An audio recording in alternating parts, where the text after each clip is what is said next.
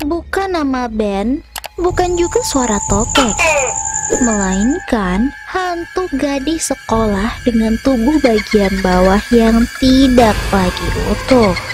Dia suka bergerak menyeret bagian atas tubuhnya menggunakan tangan atau siku hingga menimbulkan suara garukan yang menjadi asal-usul julukannya sendiri, yaitu teke-teke.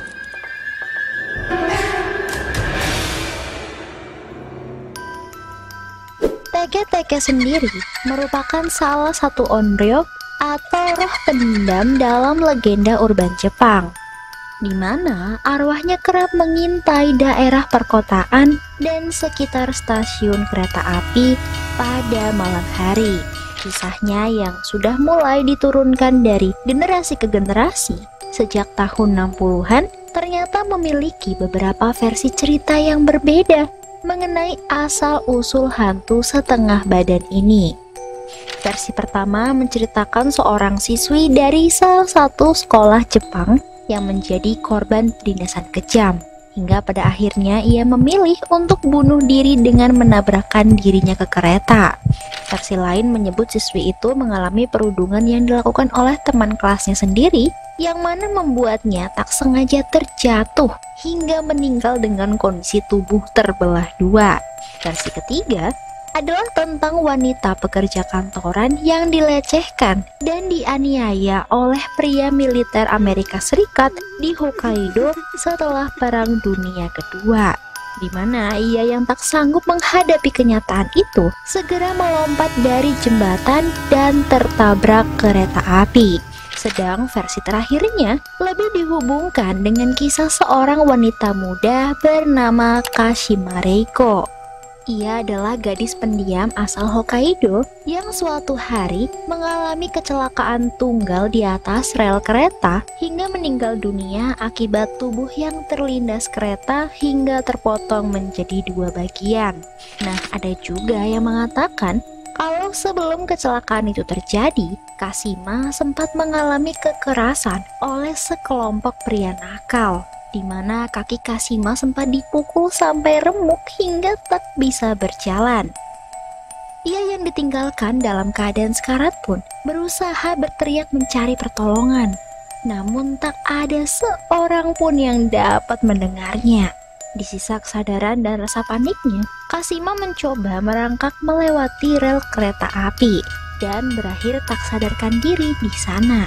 Ia pun kemudian tertabrak kereta api yang kebetulan melintas hingga tubuhnya terbelah dua, di mana kaki dan tubuhnya pun terpisah.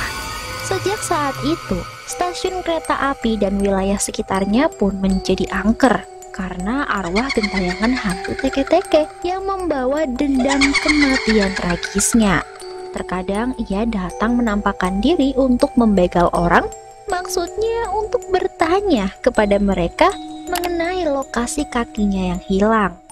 Jika tak puas dengan jawaban sang korban, hantu itu akan mengejar dan memotong tubuh mereka menjadi dua menggunakan sabit yang ia bawa. Sedemikian rupa sampai mirip seperti kecacatannya sendiri. Nah, fun fact aja, meski bergerak menggunakan tangan atau sikunya, tapi hantu itu masih dapat bergerak dengan sangat cepat hingga 150 km per jam, mirip seperti kecepatan kereta api, sehingga sangat tidak memungkinkan bagi siapapun yang telah menjadi targetnya untuk kabur. Lalu dalam versi lain, ia juga dapat muncul di kamar mandi sekolah, bahkan kamar mandi rumah sekalipun. Konon ia pun akan bertanya, di manakah kakiku? Dan kalau kita tidak menjawab, teke-teke pasti akan memotong kaki kita. Tapi kalau mau cari aman, kita bisa menjawab kalau keberadaan kaki itu ada di jalan tol Meishin. Kadang ia akan pergi setelah itu, atau justru akan melontarkan pertanyaan tambahan, seperti siapa yang memberitahumu? Dan di saat inilah kita harus membalas Kamen Shinima, yang artinya topeng setan kematian atau dalam bahasa Jepangnya merupakan akar fonetik dari nama Kashima, merujuk pada penjelasan bahwa Kashima Reiko lah yang memberitahu kita.